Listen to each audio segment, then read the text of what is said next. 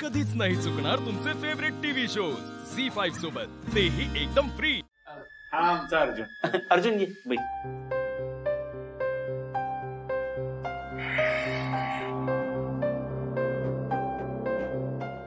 नमस्कार, मी अजय चव्हाण, ही माझी मिसेस साधना।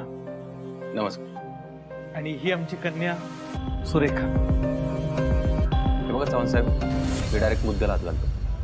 काय आमच्या घरच्यांची इच्छा आहे खूप माझं लग्न व्हावं म्हणून, पण मुळात माझा घटस्फोटच झालेला नाही, त्यामुळे कायद्याप्रमाणे मी दुसरं लग्न करू शकत नाही। कसं करायचं मग? स्वप्नील सर बोललेत मला, त्यांच्याशी संपर्क साधून काय ते बघता येईल। कोणाशी? अर्जुन, ते अपर्णाशी संपर्क करून डिवोर्सचं बोलूया आपण। हे आधी माझ्याशी संपर्क करून बोलायला पाहिजे ना, का तुम्ही ठरवलं परस्पर? अर्जुन, ते आपले पाहुणे आहेत। तुमचा त्रास समजू शकतो, पण आता मागं कशाला वळून बघायचं? म्हणजे 7 वर्षामध्ये तुमचा आणि त्यांचा कसलाच संपर्क नाहीये, म्हणजे त्या परत आता थोडीच येणार आहेत। दादा, चव्हाण साहेबांची डिटेल गप्पा झाल्यात वाटतं, सगळंच माहिती आहे त्यांना, 7 वर्ष वगैरे।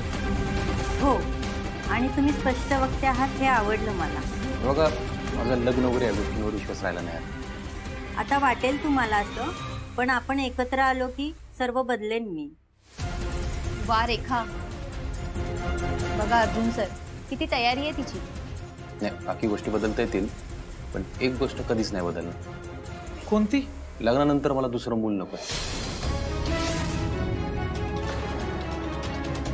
माझा एक मुलगा आहे अमोल, आणि तोच माझा मुलगा राहणार कायम। अहो, असं कसं म्हणताय तुम्ही? नाही, तुम्हाला मी वाईट वाटेल कदाचित, पण जे आहे ते आहे। आणि एक गोष्ट मी तुम्हाला सगळ्यांना स्पष्टच सांगतो,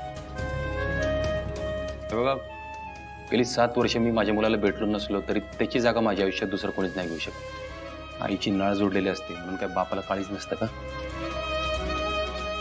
त्याचं आणि माझं नातं तेच आहे, बाप आणि मुलाचं। त्यामुळे आम्ही इथून पुढे भेटू न भेटू, आतापर्यंत किती वेळा भेटलो, कसं भेटलो, प्रश्नच नाहीत। माझ्यासाठी तो माझा मुलगा आहे, मी त्याचा बाप आहे, आणि आमच्यात हे नातं कायम राहणार। अर्जुन, अरे तू अशा अटी घातल्यावर कसं होणार आहे? म्हणूनच तर मी नको म्हणत होतो ना या लग्नाला, पण तुम्ही ऐकताय कुठं?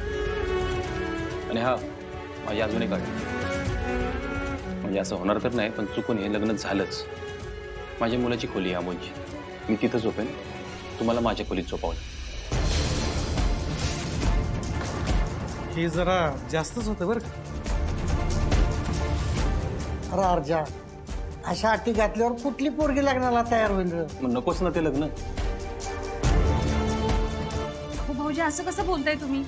अहो, तुम्ही पुढचं तरी विचार करा। अहो, 7 वर्ष झालं बघतोय आम्ही तुम्हाला। वहिनी बघा, माझं जे काय असेल, मी आनंदात असेल, दुःखात असेल, हे लग्न जरी झालं ना तरी त्यात काहीच बदल होणार नाही, तेवढंच सत्य आहे।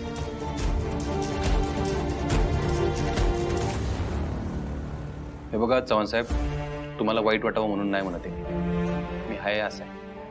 नाही, मी समजू शकतो, पण आम्हाला काय तुमच्या अटी मान्य नाहीत। ठीक आहे।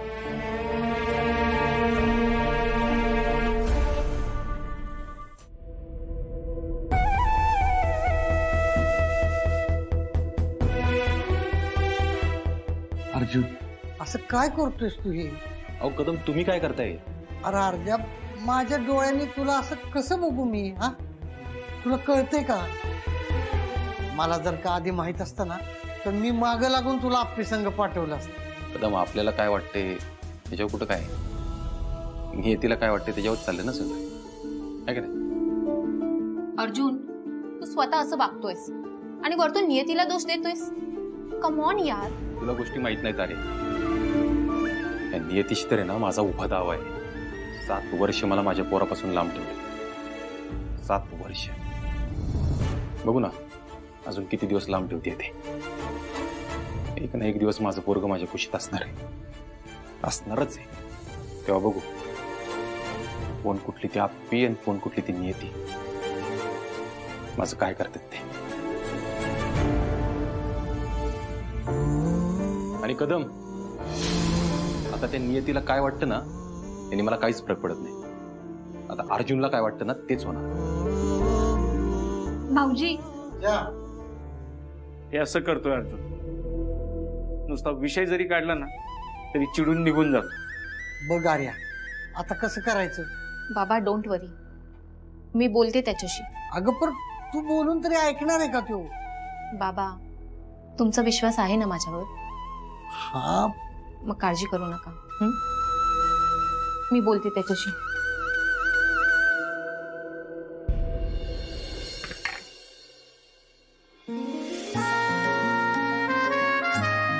आर्या मला एकट्याला जायचं. अरे मग असं समज तू एकटाच आहेस. सिंपल.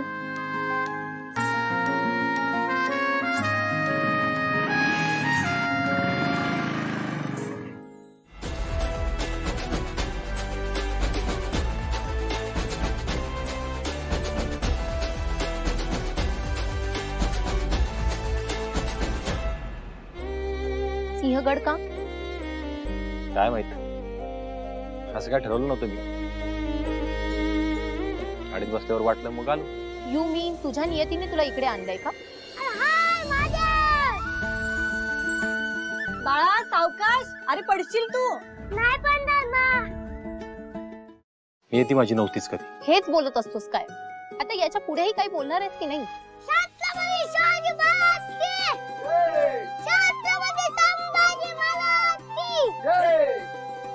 एनर्जी आली आज. सावकाश. हे बघ अर्जुन, हे स्थळ, ही सगळी अरेंजमेंट कोणी केलेली आहे माहितीये तुला?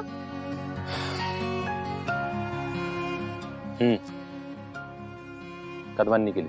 आणि ती का केली माहितीये तुला? हेच 7 वर्ष झाली मी असा एकटा राहतोय. आणि काय? आणि त्यांना असं वाटतं की त्या सतत आजारी असतात. उद्या त्यांना काही होण्याच्या आधी. अय आर्या, काय बोलते तू? जे खरं आहे तेच बोलते, कारण ते तुला कळत नाहीये. कळतंय ग मला, सगळं कळत. त्यांना समजावून सांगून पण झालं. फक्त कदमांना वाटते म्हणून मी लग्न नाही करू शकत. हे बघ माझं सोड. त्या मुलीचं काय, जिच्याशी मी लग्न करेन तिचं आयुष्य बरबादच नाही. अरे नाही होणार तिचं आयुष्य बरबाद. मला तिच्यात कसलाच इंटरेस्ट नसेल ग. मग काय अर्थ आहे ना त्याला? बरं ठीक आहे, आपण या लग्नाचा विषय बाजूला ठेवूया. पण तुझी बायको, तुझा मुलगा, त्यांचं काय? अरे त्यांचा तरी शोध घे की. हे बघ, तू एक पोलीस इन्स्पेक्टर आहेस आणि त्या कलेक्टर. तू जर मनात आणलंस ना तर तू काही तासात त्यांचा शोध घेऊ शकतोस. त्या कुठे आहेत? तुझा मुलगा कुठे आहे?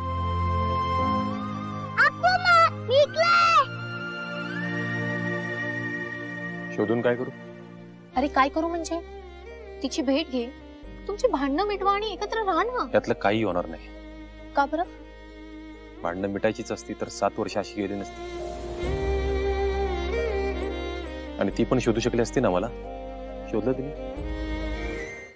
झी5 ॲप डाउनलोड करा आणि पहा सर्व एपिसोड्स एकदम फ्री.